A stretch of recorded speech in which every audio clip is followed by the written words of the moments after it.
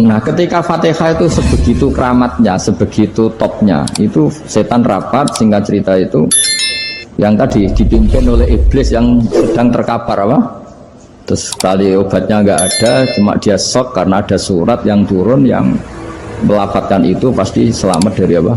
Neraka. Nah ini gimana saran Anda? Terus sarannya adalah bikin orang-orang itu lupa, tidak baca Fatihah. Nah ini rapatnya iblis. Izhabu wajtahidu hatta tufilu qulubahum hatta la yaqulu hadhihi surah. Kala yuksiru qira'ataha wa la yakunu lahum ajrun wa thawabun bal yakunu lahum adzabun wa iqabun. Kemudian yang terakhir saya beri ijazah tentang Al-Fatihah ya, karena ini surat yang populer. Kalau saya ijazahi Quran 30 juz pasti sampean nggak hafal. Atau ijazah surat Baqarah, kalau mau Baqarah mau. Ijazah surat Baqarah mau 2 juz setengah. Mau Mas Asep? Ya Fatihah aja yang gampang ya. Nah, ya kulhu Fatihah ini paket ringan ini. Tapi pahalanya apa? Besar. Ini beda ya, artinya selama ini mungkin Anda baca tapi monoton ya. Tapi ini saya bacakan teks aslinya tentang istilahnya itu mazaya itu kelebihannya Fatihah.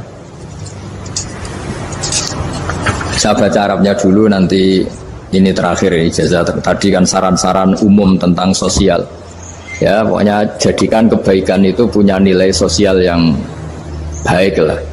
Jadi nanti orang yang nggak amanah nggak laku ya, calon bupati, gubernur, presiden yang nggak amanah juga nggak laku. Begitu juga kiai yang tidak amanah juga nggak laku, suami yang nggak amanah juga nggak laku, istri yang nggak amanah juga. Sehingga kebaikan ini jadi nilai sosial yang dalam tanda kutip sudah keniscayaan. Yang diinginkan Allah itu seperti itu, bukan kebaikan yang dipaksakan karena kekuatan negara. Maksudnya kalau bisa kebaikan itu tidak usah dipaksakan. Memang satu sudah satu kebutuhan. Kayak cerita-cerita di negara maju itu, bahkan apapun jatuh itu nggak ada yang ngambil apa itu. Makanya gambarannya Mekah Medina kan gitu kan, barang jatuh nggak ada yang berani apa ngambil itu, saking sudah jadi sistem. Sehingga banyak negara di Eropa itu yang sampai nggak punya tentara, nggak punya polisi karena kebaikan itu sudah. Nah kita kan masih capek, polisinya aja capek, apalagi masyarakatnya, karena ya kebaikan itu belum jadi nilai bersama. Nah kita selain ditopang negara, ada polisi, ada tentara, itu kita usahakan kebaikan itu jadi nilai bersama. Tadi wa'tamiru bainakum bima'ruf. Dan kita punya reputasi yang bagus dalam bab ini. Saya masih ingat kecil saya itu yang jilbaban hanya keluarga kiai. Sekarang rata-rata masyarakat itu jilbaban. Dulu yang sekolah SMP, SMA itu jilbaban kadang dulu malah dilarang ya, harus sama seperti itu seragamnya. Sekarang sudah boleh dan nyaman. Lama-lama yang dapat simpatik ya yang pakai pakaian model tertutup seperti itu. Lama-lama gamane cara wong golek mantu ya golek yang seperti itu daripada yang blodor. Lama-lama jadi nilai bersama. Ya ingin saya seperti itulah. Di terminal juga sama. Orang mau makan cari warung yang kelihatan ada ayat kursinya, pakai jilbab, atau paling enggak dia enggak mungkin lah nyuguhkan yang tiren atau yang haram. Kan ada garansi sosial, ada apa? Ada garansi apa? Sosial dengan penampilan yang soleh itu kan, masa iya nyuguhkan oposan babi gitu misalnya itu. Jadi nilai sosial itu harus harus benar-benar jadi nilai, sehingga negara biar gak capek-capek. Polisi juga gak capek kan, karena tugasnya orang Jawa mau ngawat-ngawati tok, tapi sudah tidak perlu tegang karena kebaikan sudah jadi nilai bersama. Ingat-ingat ya ayatnya tadi, wa'tamiru bainakum bima'ruf. Jadi kebaikan itu harus jadi nilai bersama. Iktimar itu menjadi urusan bersama. Makanya kalau kita rapat besar disebut apa? Muktamar. Muktamar itu urusan bersama.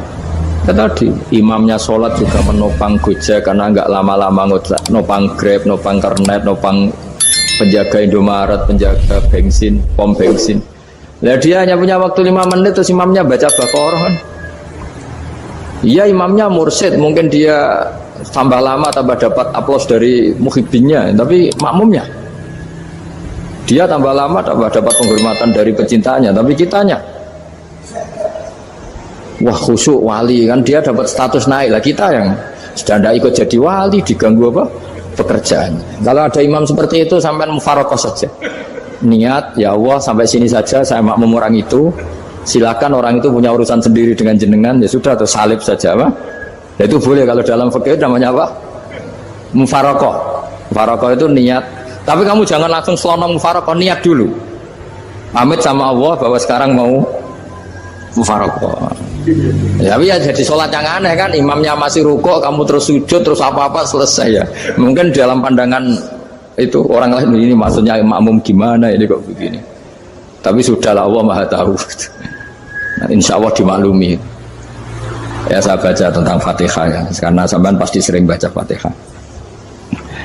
Supaya apa sekaligus jadi jimat lah gitu. Jadi kalau kamu sering di jalan-jalan yang mungkin sepi, atau mungkin kan tidak semua teman Grab itu nasibnya bagus yang di Semarang Jogja, mungkin yang di Kalimantan di Papua kan ada yang 10 kilo gak ketemu rumah, ya kan ya, lihat di TV-TV itu kan kasihan kan, sudah 10 kilo gak ketemu rumah, penumpangnya kewekar preman tuh kan, ini makan orang enggak kan, udah kan ujiannya dua.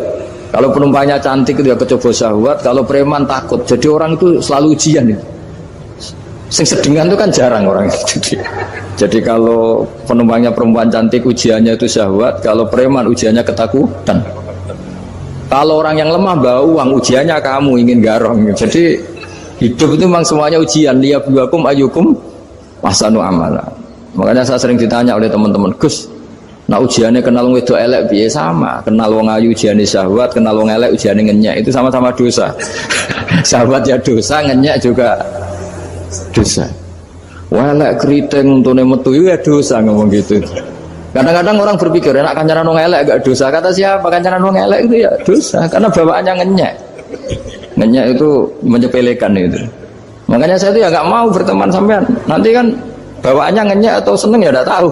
Ya sudah, ada takdir saja, kalau ketemu ya tak ulang ngaji gitu. Tapi ini ngaji terakhir, setelah ini ngaji biasa aja, tidak usah resmi gini. Ngaji kok resmi aneh. Pokoknya nanti suatu saat kalau pandemi sudah berlalu, saya akan ngaji Rebona. Lalu ini ngaji. Ini ngaji yang kurang bagus karena ngatur kiai kurang berkah ini. Nanti tapi ya lumayan lah, masih mau ngaji. Ngaji kok tanggal ini jam ini. Sekarang suatu saat kamu tak panggil, Mas Wahyu datang ke sini jam ini, tidak mesti bisa. Mungkin pas ada acara apa, oh, maaf ke sini pas ngecek kan pas apa. Jadi ya sudah, tapi tak maafkan, enggak apa-apa. Takdir ya. Tak bacakan supaya sampean tahu keramatnya bismillah. Nah, sebelum saya bacakan bismillah Fatihah, tak beritahu tentang ilmu tafsirnya karena ini penting sekali. Fatihah itu dawuhnya Allah, tentu itu dawuhnya Allah. Saya ulang lagi, itu kalam Allah. Tapi yang sudah diberikan kesampaian ke kita semua. Sehingga seakan-akan itu menjadi dawuhnya kita ke Allah. Jangan salah loh ya, Fatihah itu dawuh Allah tapi sudah diberikan ke kita. Sehingga posisi kita itu yang punya itu. Nah, kenapa ini perlu dijelaskan? Karena nanti ada kalimat iyyaka na'budu wa iyyaka nasta'in. Kalau itu masih kalam Allah, berarti Allah ngomong ke kamu, ngendikan ke kamu, kepadamu aku menyembah. Masa Allah menyembah kamu? Nah, sehingga ilmu tafsir itu menyelesaikan itu dulu ya. Saya ulang lagi ya, sebelum sampean sering baca Fatihah, aku yakin ya sering baca. Tapi barokahnya ndak paham itu ndak pernah janggal. Enggak paham itu ya penting supaya ndak iskal, ndak janggal. Sebetulnya di kalimat itu ada yang janggal. Kalau Fatihah itu kalimatnya Allah atau kalam Allah, bagaimana dengan kata-kata iyyaka na'budu? Masa Allah ngendikan ke kita, kepadamu kami menyembah? Masa Allah menyembah kita? Maka penyelesaiannya secara ilmu tafsir gimana? Semua ulama mengatakan, bukan satu dua, semuanya mengatakan di Fatihah itu semuanya diberi kawalan kalimat. Saya ulang lagi ya, di Fatihah itu semuanya diberi awalan kalimat qulu, katakan wahai hambaku begini. Ya, katakan wahai hambaku begini. Nah, begini ini pelajaran dari Allah yang sudah diberikan ke kita. Terus kita mengatakan bismillahirrahmanirrahim, alhamdulillahirabbil, termasuk kita mengatakan iyyaka na'budu wa iyyaka nasta'in. Jangan bayangkan Allah ngendikan ke kita. Kalau Allah ngendikan kita berarti gini, hei wahyu, ihdinas siratal mustaqim, tunjukkan saya jalan yang benar. Nah nanti kamu terus, ya Allah, Anda aja minta tolong saya minta tolong siapa kan? Jadi panjang kan? Ya, saya ulang lagi ya. Jadi itu di Ulumul Quran diterangkan gimana? Sebelum baca Fatihah, ya. Fatihah itu kalamullah, ngendikane Allah, tapi yang sudah diajarkan ke kita dan sudah milik kita, sehingga kalimat itu menjadi milik kita. Tapi ya kalamullah, tetap kalamullah, tapi sudah menjadi milik kita. Udah paham ya? Ya pinter naon. Ya, karena kalau tanpa penjelasan seperti ini, Anda akan iskal. Bagaimana Allah, iskal itu janggal. Bagaimana Allah mengatakan iya karena butuh. Kan jadi aneh ya? Ya, jadi tak jelaskan secara ilmiah ya. Jadi kata ulama-ulama tafsir, ayat-ayat Quran seperti ini sebetulnya dimulai dari qulu apa? Meskipun nggak dilafatkan. Itu kan sama dengan qul huwallahu ahad Muhammad, katakan kalau Tuhan itu satu. Ya namanya Quran itu kan kalam Allah, membina nabinya, membina umatnya. Makanya dikatakan atau enggak, di sini tersembunyi kata qulu, katakan. Ya, jadi ya ibarat apa itu, kamu ngajari anak kamu lah, panggil jenengan bapak kulo. Itu maksudnya anak itu, kalimat itu kalimat kamu, tapi kamu ajarkan ke anak kamu. Terus anak kamu bilang, Pak jenengan bapak kulo. Nah, ketika kamu mengatakan jenengan, bukan kamu mengatakan jenengan anakku, berarti anakmu itu bapakmu, kan lucu kan? Anak kamu ajari jenengan bapak kulo, kamu engkau bapak saya. Terus anak kamu mengulang jenengan atau kamu bapak saya. Berarti itu kalimat yang kamu ajarkan, tapi sekarang sudah milik anak kamu. Kalau itu kalimat kamu kan lucu, masa anak kamu bilang bapak. Nah itu seperti itu. Jadi ulama memberi solusi atau jawaban iya karena abudu. Iya itu sebelumnya ada kata-kata qulu, katakan wahai hambaku, hubungan kamu dengan saya adalah katakan iya karena abudu wa iya karena nasta'in. Terus hubungan kamu dengan saya katakan juga dalam doamu ihdinas siratal mustaqim. Jelas ya, jadi itu kalam Allah yang sudah milik kita karena diajarkan Allah untuk kita. Dong ya. Ya dong ya, gak jelas ya. Tapi bagus, gak jelas itu bagus. Kalau kamu jelas gak jadi dikrem, jadi gubernur. Min azimi fadliha kasratu asma'iha wa fadail ukhra. Ini cerita dramatisnya surat Al-Fatihah. Qala Abu Hurairah radhiyallahu anhu inna iblisa ranna khina unsitat Al-Fatihah. Jadi iblis itu begitu kesakitan. Ini kitab Abu Abul Farad karangannya Sayyid Muhammad Alawi, juga kutipan dari beberapa kitab. Yang jelas beliau sendiri juga ngutip dari beberapa riwayat di beberapa hadis, halaman 1, 2, 3. Ketika Fatihah turun itu iblis kesakitan, kayak orang sakit gigi lah, tersiksa sisanya karena turunnya surat apa? Al-Fatihah. Artinya kalau Anda baca Fatihah dijiwai, maka Anda melemahkan setan, melemahkan iblis. Wa qala Mujahid khina unzilat Fatihatul kitab ronna fastama indahu asyayatin. Jadi ketika Fatihah itu turun, iblis itu terkapar lah kira-kira, sampai dijenguk banyak setan. Jadi kemana di ICU lah kira-kira gitu kalau sekarang itu, entah COVID entah enggak tahu, pokoknya di ICU sampai dijenguk banyak setan. Enggak tahu bawa apa enggak tahu, pokoknya dijenguk banyak setan. Ono yang nyangoni karena ini apa? Ketuanya apa? Pingsan, sakit. Jadi iblis itu sakit sampai dijenguk anak buahnya setan-setan. Ya semoga kalian semua tidak kenal setan. Kalau kenal berarti teman apa? Wa qalu misla dzalik wa qala lahum laisa mimma taquluna syai'un walakin unzilat suratun laisa ajru qailiha illa an harramallahu alaihi nar jahannam. Saya ini bukan sakit fisik kata iblis. Kamu tidak usah jenguk saya, datangkan dokter terbaik, tidak usah. Saya ini tidak sakit fisik. Saya ini sakit karena ada surat yang diturunkan, yang pahala yang melafatkan surat itu pasti selamat dari neraka. Padahal misi terbesar saya ini supaya manusia masuk neraka. Sekarang punya tamengnya. Wah pusing kan? Ya seperti orang lah, goda sampean ternyata sampean setia, itu kan pusing. Nah ternyata tidak setia, itu yang akhirnya ribet kan itu. Jadi iblis itu cita-cita terbesarnya kan semua orang itu masuk neraka. Nah sekarang turun satu surat yang gara-gara surat itu siapapun yang baca dijamin selamat dari neraka. Jadi walakin unzilat suratun laisa ajru qailiha illa an harramallahu alaihi nar jahannam. Karena jadi dia shock lah, kalau orang di Jawa itu bilang shock. Aduh sial nasib saya ini umat nggak bisa saya goda lagi karena punya tamengnya tadi punya. Qadba tolakai dukum mamakrukum. Rekayasa kalian sekarang itu tidak ada gunanya semua. Nah, ini alhamdulillah di Indonesia kelihatan kan banyak yang miskin, banyak yang susah. Tapi selagi mereka masih sholat, itu keinginan mencari halal itu masih tinggi. Kayak apa kita di tengah kota, jauh dari anak istri, jauh dari tetangga. Biasanya kalau orang jauh dari anak istri, tetangga kan sakar pede. Tapi yang soleh masih banyak, sudah jauh dari keluarga tetap lurus. Loh, kalau yang dekat lurus kan wajar, konangan wong akeh kan. Ini sudah jauh masih lurus. Nah ini nggak lepas dari barokahnya surat apa? Surat Fatihah tadi. Jadi karena ada surat yang menjamin pelafalnya atau qailiha terbebas dari api neraka. Wa qalat as-sayatinu lahu is ayyusai'in ta'muruna ya maulana. Faqala lahum idhabu wajtahidu hatta tukhfilu qulubahum hatta la yaqulu hadhihi surah. Lalu kita gimana? Jari para setan gitu. Lalu kita gimana? Terus kata iblis, sudah bikin mereka lupa sehingga tidak baca lagi. Selagi masih baca kita pasti keok. Jadi kalau sampean sudah jarang baca Fatihah itu berarti sudah bagian dari kemenangan apa? Iblis.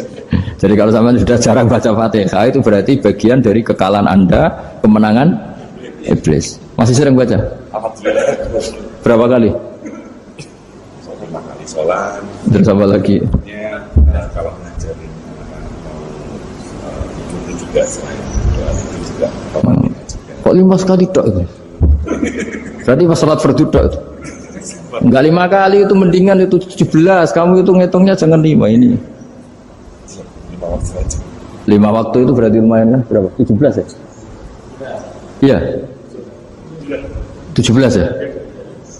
Ya 17, tapi kalau makmum tuh sering separuh kan, apalagi makmum terawih. Ya kan? Makmum terawih itu bacanya Fatihah ada yang sempurna enggak ya? Ya enggak lah. Baru alhamdulillah rabbil alamin mampu ruko ikut ruko gitu. Makmum kan yang terawih lah Mas. Kalau terawih jarang sempurna ya. Fatihahnya itu. Kan imam sudah ruko, kamu bacanya Fatihah sampai mana tuh? Baru setengah ya. Ya paling pas terawih aja kan tidak sempurna ya. Apalagi kalau imamnya sing kilat tuh, waduh malah. Nah ketika Fatihah itu sebegitu keramatnya, sebegitu topnya, itu setan rapat singkat cerita itu yang tadi dipimpin oleh iblis yang sedang terkapar apa? Terus tadi obatnya nggak ada, cuma dia shock karena ada surat yang turun yang melafatkan itu pasti selamat dari apa? Neraka. Nah ini gimana saran Anda? Terus sarannya adalah bikin orang-orang itu lupa, tidak baca Fatihah. Nah ini rapatnya iblis. Izhabu wajtahidu hatta tufilu qulubahum hatta la yaqulu hadhihi surah. Kala yuksiru qira'ataha wa la yakunu lahum ajrun wa thawabun bal yakunu lahum adzabun wa iqabun.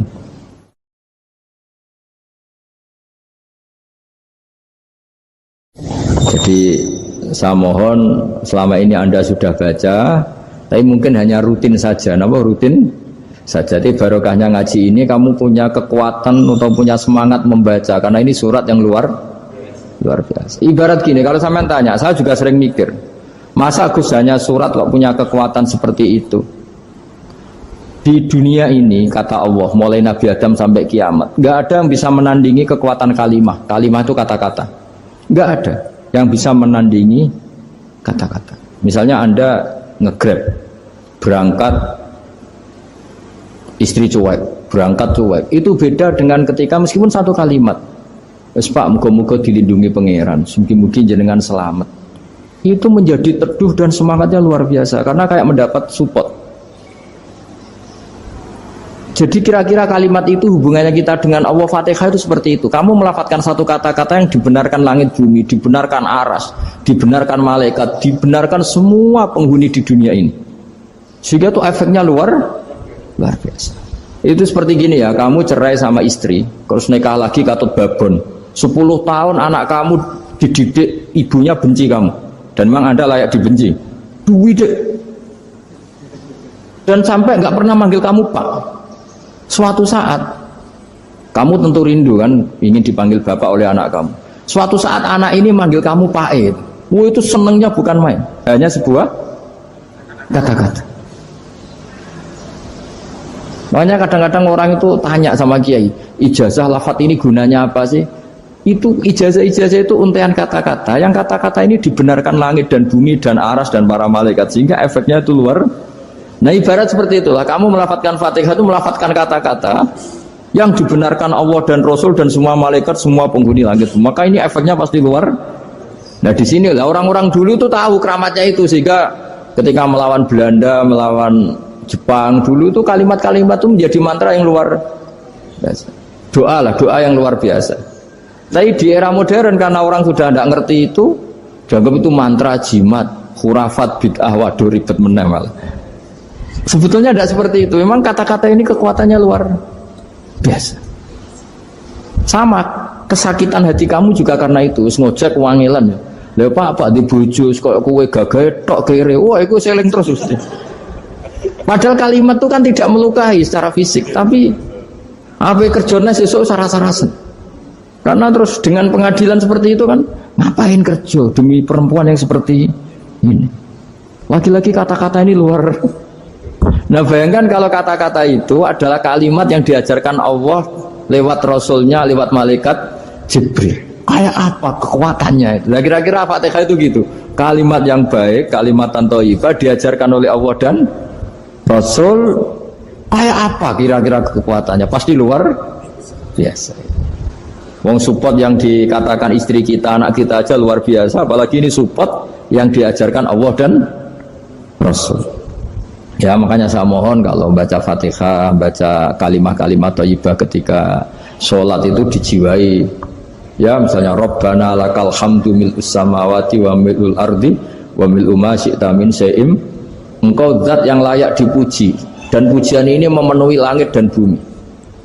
Karena kita tahu nggak ada sejengkal di alam raya ini kecuali di situ ada rahmat Allah. Misalnya kamu bisa lewat sampai rumah saya, kamu mungkin anggap biasa saja. Coba kalau ngalami likuifaksi, tahu-tahu bumi ini ambles, bisa ngelewati yang likuifaksi itu luar. Tanyakan orang pernah ngalami likuifaksi di Sulawesi, itu melihat bumi bisa diinjak nggak ambles itu, wah luar. Nah, sampean nggak ngalami itu sehingga lewat bumi ya biasa aja. Coba kalau ngalami seperti tidur, ya biasa aja. Coba kalau ada gempa, bahwa bumi tenang ini sudah nikmat yang luar biasa. Masa kamu ngaku nikmat nunggu digituin? Ya kan? Nah, makanya baca Fatihah dijiwai lah, bahwa ini kalimat yang luar biasa. Nah, saya teruskan ya. Warwa Muslimun fi sahihihi an Ibnu Abbas radhiyallahu anhuma annahu qala bainama Jibril alaihi salam qaidun dan Nabi sami anaqidan min fawqih farafa'a ra'sahu faqala hadza babun minas sama futihal yawma lam yuftah qaddu ilal yaum fanazala minhu malakun faqala hadza malakun nazala ilal ardi wa lam yanzil qaddu ilal yaum fasallim waqal abshir binuraini qad uti tahuma lam yu'tahuma nabiyyun qablak Fatihatul kitab wa khawatimu suratil Baqarah. Jadi suatu saat Jibril ini jagongan kira-kira gitu sama Rasulullah. Tahu-tahu langit itu gemuruh. Langit gemuruh kata Jibril, terus semuanya ngangkat kepala ke langit. Ini pintu langit baru ini dibuka, yang sebelumnya tidak pernah dibuka seperti ini. Turunlah malaikat, yang malaikat ini pun malaikat spesial, yang nggak malaikat murahan lah kira-kira gitu, yang nggak pernah turun ke bumi kecuali juga saat itu, dengan penyambutan yang luar biasa, dengan semuanya tidak pernah terjadi, hanya karena bahas surat Fatihah. Jadi ini surat yang luar biasa, pengawalannya lewat malaikat yang spesial, nggak pernah turun di bumi kecuali saat itu. Penyambutannya juga nggak pernah seperti itu, baru seperti itu. Jadi semuanya itu spesial. Nah kenapa ini spesial? Karena di situ ada isi puja-puji kepada Allah Subhanahu wa Ta'ala. Ada ikrar kita, Alhamdulillah Rabbil Alamin Ar-Rahmanir Rahim. Ikrar ini penting. Kalau contoh paling gampang gitulah, kamu punya istri selama ini cerewet terus, Suatu saat ngomong, Pak, tak angen-angen rono wong lanang kayak sampeyan. Itu langsung tidak ada lelaki sebaik engkau. Itu sama senengnya, masya Allah. Karena ada ikrar dari seorang istri ke kamu. Nah bayangkan kalau ikrar kita sebagai hamba diakui oleh Allah Subhanahu, maka ikrar ini akan dicatat sebagai kebaikan kita yang kita panen nanti di akhirat. Karena ada ikrar. Kita ikrar bahwa Alhamdulillah Rabbil Alamin. Kita ikrar Ar-Rahmanir Rahim. Kita ikrar Maliki Yaumiddin. Kita ikrar Iyyaka na'budu wa iyyaka nasta'in. Sampean misalnya jadi orang Indonesia, ketemu orang Indonesia yang makmur di Jerman, terus lupa Indonesia. Kamu orang Indonesia? Enggak, saya enggak orang Indonesia. Mangkel gak kira-kira? Mangkel. Karena salah ikrar kan gitu. Ya jadi saya mohon jangan anggap kalimat itu hal yang biasa, tapi luar biasa. Nggih, ngoten mawon. Assalamualaikum warahmatullahi wabarakatuh.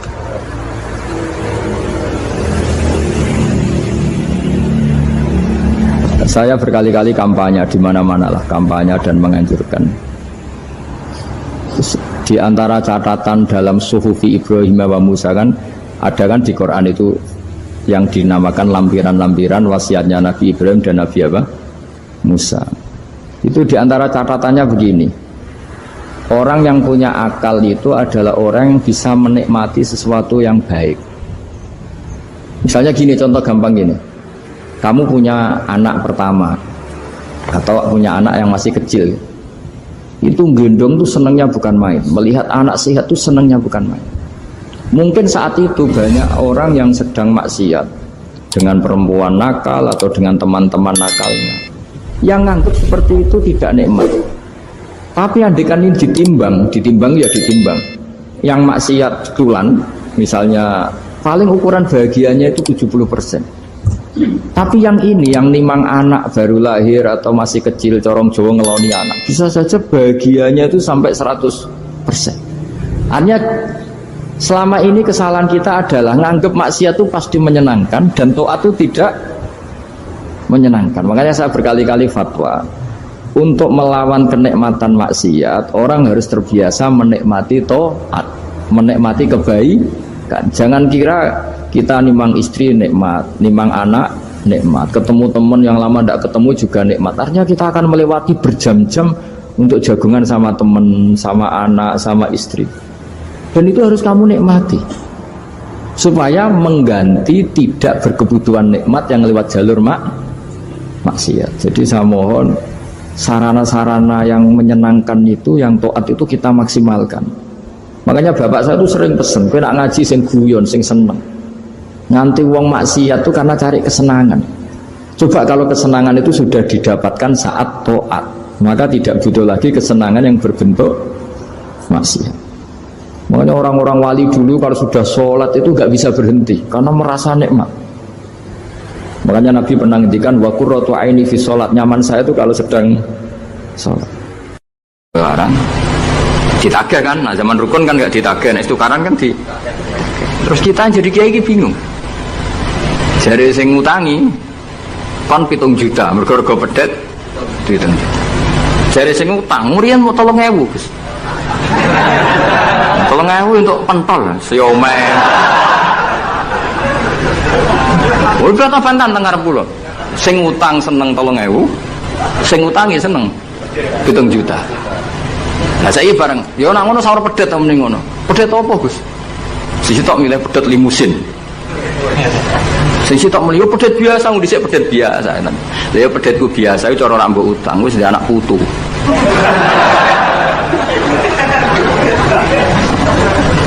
Coba tahun 70 nak duwe anak putu wis luas kok nduk. Tapi jare sing utang, lah anak mati. Coba kalau kamu jadi kiai itu coba mau apa coba? Mulane wong dadi kiai iku berat-berat iku. Ora berat nih, konsultan hukum itu sampean jadi pengacara, menang ra menang nak sing kelas Jakarta itu 1 miliar. Nak kelas kabupaten jadi 5 juta. Jadi kiai gak salam templek 20.000 taruhane swarga neraka. Wong desa paling salam templek 50.000 20.000. Takokane nak dijawab keliru swarga. Nanti kalau berdalu sing rayu pangeran Gusti wis pantes kula mlebu swarga. Wong ora melok utang kok melok mikir. Murwat. Wonten tiyang setengah demenan, setengah nikah niki lapure mbek kiai. Wonten rondo ku ayu. Wis rondo ayu ning ndi menarik sunnatullah. Dirabi tiyang. Dirabi tiyang di Masna lah, sirri. Suatu saat rondo iki wis ora seneng mbek sing lanang. Jare rondo iki muni wis dipegat. Sing lanang digoleki wis ora ono. Ketoke ya rong megat. Nah cara hukum itu kan terus kene dadi kiai melok bingung. Bingungnya itu nak merodone ayu kita tambah bingung meneh, kita rabi ta ora malah bingung meneh. Ora mboten bingung hukume, nak iku ora kowe selera-seleramu. Enggak, kula mboten kepikiran. Bingungnya gini, kita ini kan menghadapi dua hukumnya Allah Ta'ala. Nak delok tolak dan tidak tolak, berarti cara al-aslu adamuhu. Berarti kalau mungkin tolak, mungkin tidak, pilihannya tidak tolak, karena al-aslu adamut tolak. Tapi kalau melihat al-musaddaq fil uqud itu biqauli arbabiyah atau qaulu arbabiyah. Padahal ini perempuan ini mengklaim sudah ditolak. Pertanyaannya, wilayah tolak itu tidak milik perempuan. Kita harus mengkonfirmasi sama lelakinya, karena yang punya wilayah tolak itu lakinya saya bisa dihubungi. Pernah bisa tak hubungi, tak tanya, Kang, bojomu pegat ta urung? Urung lek Gus, lumayan gue cadangan. Pusing meneh kan. Dilaporane KUA ora resmi. Coba kira bingung itu tiga. Ngukumi salah neraka. Ngukumi bener orang melok ngeloni. Wih jajar kamu tenan. Kan orang nuntungi. Salam dan lek mau 20.000 ibu. Lu kira rasanya jadi kiai. Akhirnya kalau nak ketemu sing lanang tak mau. Kau nak kepengen ram mlebu neraka. Nak megat nak ora-ora. Mergo Quran iku paling anti iku fatadharuha kal mu'allaqah, ngembahno wedok iku koyo gantungan, kawin ora. Kowe iku mungkin kira mlebu neraka lewat gak megat, tapi iso mlebu neraka mergo mangkelno aku tak omong ngono. Aku donga aku rapati mandi lah, tapi nak ndongak mlebu neraka, kowe mlebu neraka ketoke mandi om. Mangkelno. Ya mun Gus apa gate ben jelas aja ben jelas. Karena ngel-ngel orang juga. Makanya Allah itu anti betul kalau ada orang lelaki menggantung perempuan. Di antara pantangan yang diajarkan apa? Fala tamilu kullal maili fatadharuha kal mu'allaqah. Karena dia mau butuh cadangan ngono tok. Nah lagi nenengan mbek bojone kok ndek alternatif. Mergo si wong iki zina moh, tapi kalong jatahe biologis ya moh. Wis ngono-ngono kan urusanmu. Aku sing pusing, mesti ditakoki hukume. Lah bolak-balik enak kiai sing terkenal gak ngalim ora ono wong takok. Mau wong rono dukun mandi ramandi ngekeki ning ngarep. Nanti dadi kiai hukum mbek kiai dukun. Kiai dukun kan mandi ramandi mukadimah segula 2 kilo. Nak mandi ditambahi, nak ramandi gak ditarik. Aman kan? Mak kiai hukum ora. Ngomong halal haram wis repot. Nak salah neraka. Bener 20.000. Kowe padha. Nane kula sering rayu pangeran Gusti kula niku pantese mlebu swarga. Salah kula kata Allah, pokoke pantese mlebu swarga. Jadi mboten urusan GR mboten jenengan pantese ulama mlebu swarga. Yo repot. Pemene urusan kawin, riba. Karena kita ngadepi hukum sing rubahnya itu Masya Allah. Ya kayak tadi misalnya kue anut uang itu tidak turun. Nah, darani goblok wong gladak kula yang sekarang dinyang wong 200 juta sekarang itu dulu buyut saya kata ibu tukune mau 700 rupiah. Karena uang dulu kan ono sen, di bawah sen ada lagi, di bawahnya lagi ada lagi. Jadi 700 rupiah itu. Nah saiki misalnya gladakku tak dol 700 rupiah. Ibu tuku genteng tok ya ora cukup. Makanya kita ini jadi bingung kan kalau ngukumi utang piutang di masa lalu itu dikrus pakai apa? Ada ulama yang mengatakan dikrus pakai emas. 700 rupiah zaman itu kalau digramkan dapat berapa gram? Ya memang itu paling gampang. Sampai sekarang ya kita pun seperti itu. Misalnya Makanya untungnya pangeran itu luar biasa ya. Perangkat itu tetap ditetapkan sama Allah. Misalnya gini, ada orang konflik utang piutang di depan saya. Tak takoi pedet zaman itu regine pinten, Mbah. Zaman itu 700 Gus atau 3.000. Ya sudah kita tanya di apa itu? Di apa sajalah tanya yang ahli-ahli emas itu tahu. Zaman itu 700 rupiah atau 3.000 dapat emas sekian gram. Mau tidak? Jadi Allah itu menyediakan perangkatnya. Galah kalau nu kathah kanca akrab sing bakul emas. Jadi kalau nu akhirnya takut, cek iku golek referensi emas tahun 70 itu 3.000 untuk pirang gram. Ternyata ya untuk wakeh. Karena polanya sama, napa? Emas itu kan sama terus sampai ila yaumil kiamat. Makanya bank di dunia pun, World Bank maupun BI sampai sekarang acuannya tetap harga emas. Itu Allah Subhanahu wa taala. Allah itu zat sing maha pinter. Jadi nilai dolar, nilai rupiah gak stabil, tapi harga emas tetap stabil. Artinya gini, kalau kita utang 1 juta zaman itu kok untuk emas 2 gram, 10 tahun kemudian ya sudah, pokoknya emas 2 gram. Meskipun sekarang harganya 4 juta. Paham ya? Jadi tetap Allah itu damel perangkatnya. Akhirnya kula jadi ulama ya rapati bingung. Yus pokoknya kruse emas ku piro? Iki nak kowe anut aku. Mungkin sing mbok takoki aku. Nah nek anut aku ya aja takok aku. 20.000 ngajak neraka ngono.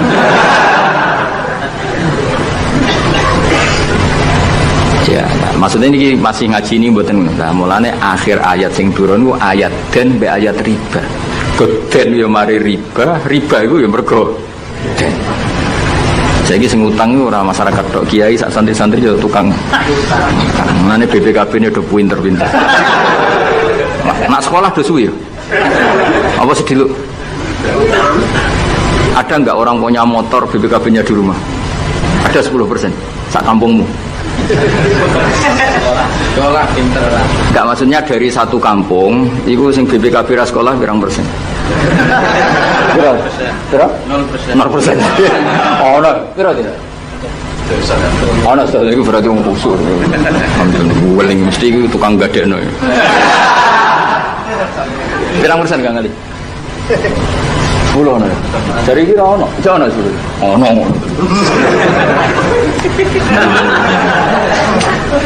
Saya Pirang persen ya? Semua tok. Kalau sertifikat tanah? Akeh ndi?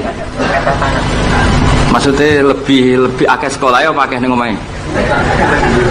Oh, berarti nak motor, mobil akeh sing sekolah. Nah,